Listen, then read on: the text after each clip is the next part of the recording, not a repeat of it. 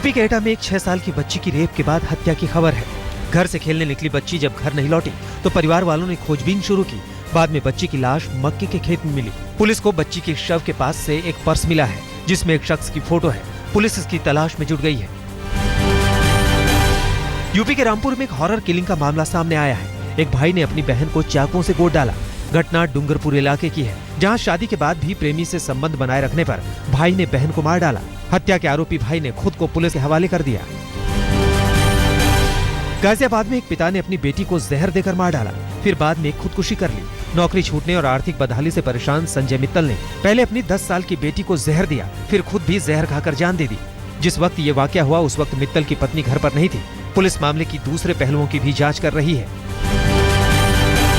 उत्तर प्रदेश के कौशाम्बी में एक शख्स ने जायदाद के लिए अपनी चचेरी बहन और चाचा की हत्या कर दी और दोनों लाशों को बोरवेल में डालकर ठिकाने लगा दिया। हत्या का खुलासा तब हुआ जब पुलिस को 2 हफ्ते बाद बोरवेल से लाशें मिली। दोनों बाप बेटी 27 अप्रैल से गायब थे। पुलिस ने हत्या के आरोपी भतीजे को गिरफ्तार कर लिया है। पुलिस के मुताबिक 8 बीघे जमीन की लालच में चचेरे भाई ने चाचा और बहन को मार डाला। बहन की 2 दिन बाद शादी होने वाली थी।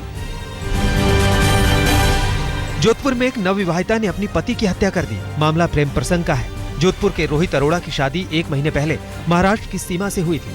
रोहित के परिवार वालों का आरोप है कि सीमा की शादी से पहले चक्कर था और उसका आशिक भाई बनकर उससे मिलने भी आया था। अभी 2 भाई आए, बोला कि मामा का लड़का एक मेरा भाई है, तो एक मेरा भैया जग रहा था। 2:30 बजे तक जग रहा था रात को, तो वो एक रूम में जाके सो गया। मेरा भैया भी ऊपर छत पे सो रहा था, जिसकी शादी हुई भी थी ना, मेरा भैया भी और उसके दोनों भाई पापा सब सो गए। बोला कि हम छत पे सो जाएंगे, तो एक तो वापस उतर के नीचे आ गया रात को। अब हमें क्या पता कौन है उसका भाई। पहले तो सीमा ने मामले को खुदकुशी की शक्ल देनी चाहिए, लेकिन पुलिस ने जब सख्ती दिखाई तो कातिल बीवी ने सब सच उगल दिया। यूपी पुलिस ने एक ऐसे गिरोह को धरा है जो लोगों के खाते से पैसे उड़ा लेता था। मुरादाबाद पुलिस ने इस गिरोह के 5 लोगों को गिरफ्तार किया है, जबकि इनका एक नाइजीरियन साथी अभी भी फरार है। पुलिस ने हैक किए ऐसे 18 खातों का पता लगाया है जिनके खाते से इस गैंग ने पैसे उड़ाए। पुलिस को करीब 18 करोड़ के लेनदेन का पता चला है। यूपी के बांदा में रेलवे पुलिस के जवानों पर मारपीट और लूट का आरोप लगा है। बताया जाता है कि दिल्ली से लौटे एक मजदूर को पुलिस ने पकड़कर पहले तो पीटा, फिर उसका कीमती सामान और नकदी लूट लिया। पीड़ित का आरोप है कि बांदा रेलवे स्टेशन पर ट्रेन से उतरते ही रेलवे पुलिस ने चोरी के इल्जाम में उसे पकड़ लिया, फिर थाने में उसका टिकट फाड़ दिया और मोबाइल सहित 7,000 रुपए लूट लिए। यहाँ पर साहब मुझे वहाँ बात स्टेशन के वहाँ पेशाब कर रहा था बाहर, साहब तो मुझे पकड़ लिया और यहाँ लेके आए। तुम चोर हो, डकैत हो, और बंद कर दिए। मेरे बैग की तलाशी लिए तो पैसे वैसे सब जो था छीन लिए। हालांकि आला अफसर का कहना है कि मजदूर संदिग्ध हालत में बिना टिकट प्लेटफॉर्म पर घूम रहा था, जिसके बाद उसे हिरासत में लिया गया। मामले की जांच चल रही है। पंजाब के जिला कपूरथला के बहुचर्चित जसकीरत अपहरण और हत्याकांड की गुत्थी को पुलिस ने सुलझा लिया है। जालंधर जोन पुलिस के आईजी लोकनाथ आंगरा ने इस बात का खुलासा किया है। पुलिस के मुताबिक जसकीरत के चचेरे भाई ने अपने 2 दोस्तों के साथ मिलकर इस हत्याकांड को अंजाम दिया था और तीनों आरोपियों ने धारावाहिक क्राइम पेट्रोल से प्रेरित होकर इस घटना को अंजाम दिया था। पंजाब के फरीदकोट में बाइक सवार बदमाशों ने एक कारोबारी की सरेराह गोली मारकर हत्या कर दी। पीने के पानी का कारोबार करने वाले दविंदर सिंह पर पहले भी जानलेवा हमला हुआ था। पुलिस सीसीटीवी फुटेज के आधार पर हत्यारों की तलाश में जुट गई है। पंजाब के लुधियाना में अपराधी बेखौफ हैं। ताजा मामला दुगरी इलाके का है, जहां बदमाशों ने आटा चक्की वाले और उसके भाई पर धारदार हथियारों से हमला कर दिया। इस हमले में दोनों भाई गंभीर रूप से घायल हुए हैं। सारा वाकया सीसीटीवी में कैद हो गया। अब पुलिस हमलावरों की तलाश में जुट गई है। गुड़गांव के सुशांत लोक थाने में एक युवक ने आज आत्महत्या कर ली। थाने में हेड कांस्टेबल के कमरे में पंखे से फांसी लगाकर 24 साल के विजय ने जान दे दी। घटना रविवार सुबह की है। विजय को पुलिस ने चोरी के मामले में पूछताछ के लिए पकड़ा था। ओडिशा का रहने वाला विजय गुड़गांव के वजीराबाद में किराए के मकान में रहता था। मुंबई के पालघर इलाके में पुलिस ने 1,77,000 के नकली नोट बरामद किए हैं। पुलिस ने इस मामले में 2 लोगों को दबोचा है। दोनों पश्चिम बंगाल के रहने वाले हैं। पुलिस को जानकारी मिली थी कि कुछ लोग वाड़ा तहसील के बाजार में नकली नोट खपाने की कोशिश कर रहे हैं। पुलिस ने जाल बिछाकर रिजाउल हुसैन और अनिकुल महमूद को धर लिया। इनकी तलाशी लेने पर पुलिस को 1,77,000 के नकली नोट मिले। पुलिस पूरे नेटवर्क को खंगालने में जुटी है। महाराष्ट्र के सांगली में मंचलों के आतंक के बाद मसूचीवाड़ी गांव की बेटियों के कॉलेज नहीं भेजने के ग्राम सभा के फैसले के बाद प्रशासन जाग गया है। पुलिस ने इस इलाके से 3 रोड रोमियो को धरा है और गश्त बढ़ा दी है। इस बीच गांव वालों से मिलने राज्य महिला आयोग की अध्यक्षा विजया राहटकर और भूमाता ब्रिगेड की तृप्ति देसाई पहुंची। दोनों ने अपने अपने तरीके से गांव वालों को समझाया कि बेटियों की पढ़ाई बंद न करें।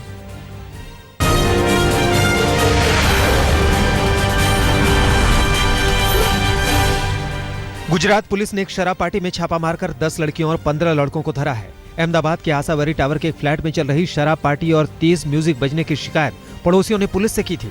इस पार्टी में कांग्रेस नेता अर्जुन मोडवाडिया का बेटा पार्थ भी मौजूद था। पुलिस ने सभी के ब्लड सैंपल जांच के लिए लिए। हालांकि पार्थ ने शराब नहीं पी थी, उसकी रिपोर्ट नहीं लाई। पुलिस ने लड़कियों को जमानत पर छोड़ दिया, लेकिन बाकियों पर कार्रवाई अल्कोहल रिपोर्ट पर तय की जाएगी।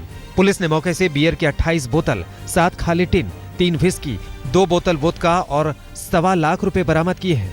गुजरात में शराब बंदी है। पश्चिम बंगाल के पुरुलिया में एक मिनी बस पलट जाने से उसमें सवार एक शख्स की मौत हो गई, जबकि 35 लोग घायल हो गए, जिसमें 12 की हालत नाजुक है। बस में सवार लोग एक शादी से लौट रहे थे। घायलों का सदर अस्पताल में इलाज चल रहा है। बस में सवार लोगों के मुताबिक हादसा एक बाइक सवार को बचाने के चक्कर में हुआ।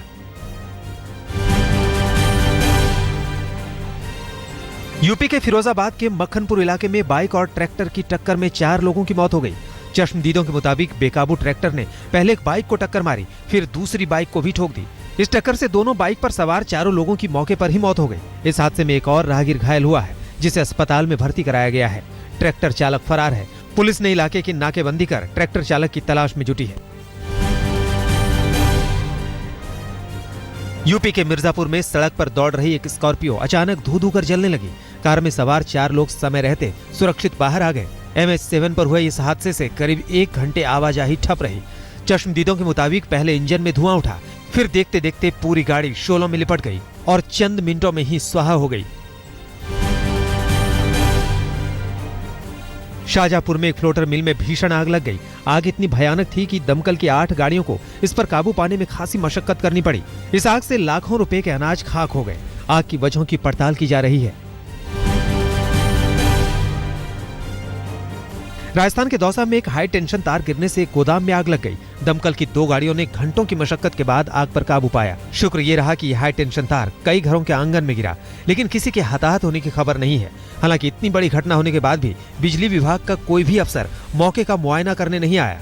सब संडे की छुट्टी मनाते रहे। हिमाचल प्रदेश के कांगड़ा में बस के खड्डे में गिर जाने से 8 लोगों की मौत हो गई, जबकि 32 लोग गंभीर रूप से घायल हो गए। घायलों को नजदीक के अस्पताल में भर्ती कराया गया है। बस में करीब 50 लोग सवार थे। ये बस अमृतसर से ज्वालामुखी जा रही थी। प्रशासन ने मृतकों को 5 लाख के मुआवजे की घोषणा की है। मध्य प्रदेश के होशंगाबाद के गांव में भालू के घुस आने से हड़कंप मच गया। भालू ने गांव में जमकर उत्पात मचाया। जब गांव वालों ने इसे खदेड़ने की कोशिश की तो ये कटहल के पेड़ पर चढ़ गया। वन विभाग की टीम ने जाल बिछाया और गांव वालों की मदद से भालू को पकड़ लिया। बाद में भालू को सतपुड़ा टाइगर रिजर्व के जंगलों में छोड़ दिया गया।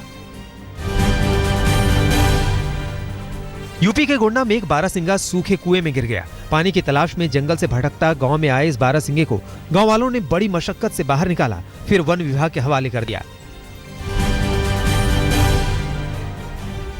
यूपी के बहराइच में गांव में घुस आए तेंदुए को गांव वालों ने पीट पीट कर मार डाला। तेंदुए की गांव में घुस आने की खबर से अफरा तफरी मच गई। गांव वालों ने तेंदुए को घेर लिया। तेंदुए ने जान बचाने के लिए हमला कर दिया, जिसमें 5 लोग घायल हो गए। सूचना मिलने पर वन विभाग ने तेंदुए के शव को कब्जे में लेकर उसे पोस्टमार्टम के लिए भेज दिया। हरिद्वार में एक सड़क हादसे में एक बाघ की मौत हो गई। वन विभाग के मुताबिक नजीबाबाद हाईवे नंबर 74 पर एक अज्ञात वाहन की चपेट में आने से बाघ की जान चली गई। बाद में चिड़ियापुर रेस्क्यू सेंटर में टाइगर का पोस्टमार्टम किया गया। बाघ की उम्र करीब 5 साल बताई जा रही है। पंजाब के फिरोजपुर में भारत पाक सरहद पर किसानों ने जिला प्रशासन के खिलाफ जोरदार प्रदर्शन किया। किसान इस बात से खफा थे कि गेहूं की खड़ी फसल सुरक्षा बलों ने काट दी। सीमा पर फेंसिंग के नजदीक करीब 80 एकड़ जमीन पर विवाद है। ये जमीन सुरक्षा बलों के अधीन है, लेकिन किसान इस पर खेती करते हैं।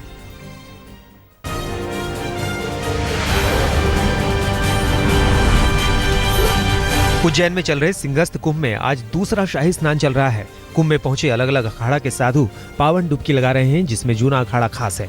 अक्षय तृतीया के मौके पर शिप्रा नदी में श्रद्धालु पवित्र डुबकी लगा रहे हैं। सुबह से ही शिप्रा के घाट पर लोगों का तांता लगा है।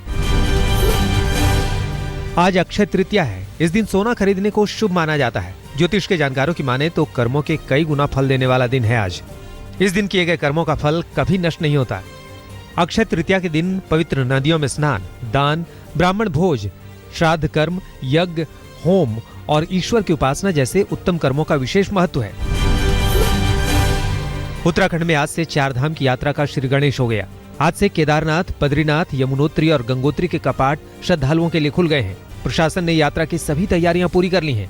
ऋषिकेश से शुक्रवार को ही 4 धाम यात्रा का पहला जत्था रवाना हो गया था, जो आज केदारनाथ और बद्रीनाथ के दर्शन करेगा। आज अक्षय तृतीया के शुभ मौके पर श्रद्धालु बाबा के दर्शन करेंगे। उत्तरकाशी में 4 धाम की यात्रा से पहले आर्मी बैंड की धुन और पारंपरिक वाद्य यंत्रों के साथ मां गंगा की डोली उनके शीतकालीन प्रवास मुखी मठ से गंगोत्री धाम के लिए रवाना हो गई। गंगा की डोली के साथ यात्रा में स्थानीय लोगों के साथ देश विदेश से श्रद्धालु भी शामिल हुए। ये डोली आज दोपहर में गंगोत्री धाम पहुंचेगी। झारखंड के देवघर में श्रावणी मेले की तैयारियां शुरू हो गई हैं।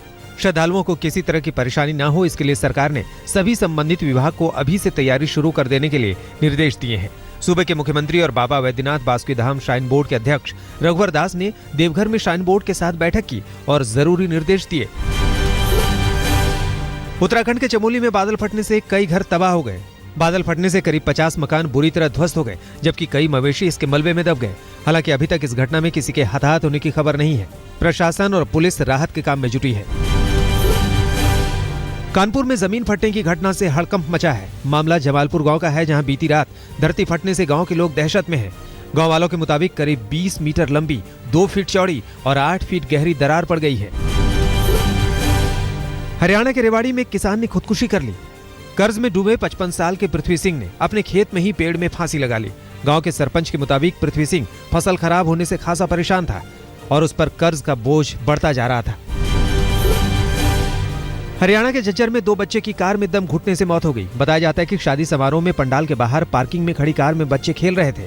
अचानक सेंटर लॉक बंद होने से 3 बच्चे कार में फंस गए, जिसमें 2 की दम घुटने से मौत हो गई। एक की हालत नाजुक है, जिसका रोहतक के पीजीआई में इलाज चल रहा है। हरियाणा के यमुनानगर में पुलिस ने एक सेक्स रैकेट का भंडाफोड़ किया है। ये रैकेट एक ब्यूटी पार्लर में चल रहा था। पुलिस की माने तो शहर के पौष इलाके में जिस्म फरोशी का काला धंधा लंबे समय से चल रहा था। सेक्स रैकेट चलाने वाली महिला पर लड़कियों को पैसे का लालच देकर इस दलदल में ढकेलने का आरोप है। अब पुलिस रैकेट की परतें खंगाल रही है। यूपी के नोएडा में उत्तर प्रदेश का सबसे हाईटेक साइबर अपराध अन्वेषण केंद्र खोला गया है, जिसका उद्घाटन आज प्रदेश के डीजीपी जावेद अहमद करेंगे। ये साइबर सेल नोएडा के सेक्टर 6 में एसपी सिटी कार्यालय में स्थापित किया गया है। इस सेंटर में प्रदेश के सभी पुलिस कर्मियों को ट्रेनिंग और कोर्ट में साइबर एविडेंस दिखाने के लिए भी ट्रेनिंग दी जाएगी। हिमाचल प्रदेश के सोलन की सब्जी मंडी देश की पहली आधुनिक ऑनलाइन सब्जी मंडी बन गई है। हिमाचल प्रदेश के मुख्यमंत्री वीरभद्र सिंह ने रविवार शाम को सोलन की सब्जी मंडी में इस योजना की शुरुआत की। इस योजना के शुरू होने के बाद अब यहाँ के किसान बागवान ई ऑक्शन के माध्यम से देश की किसी भी मंडी में उचित दाम में फसलों का सौदा कर सकते हैं। आईपीएल के सुपर संडे मुकाबले में गुजरात लायंस ने कोलकाता नाइट राइडर्स को उसके ही घर में 5 विकेट से परास्त कर दिया। प्रवीण कुमार की धारदार गेंदबाजी और दिनेश कार्तिक की हाफ सेंचुरी की बदौलत गुजरात ने लगातार 3 हार का सिलसिला तोड़ा।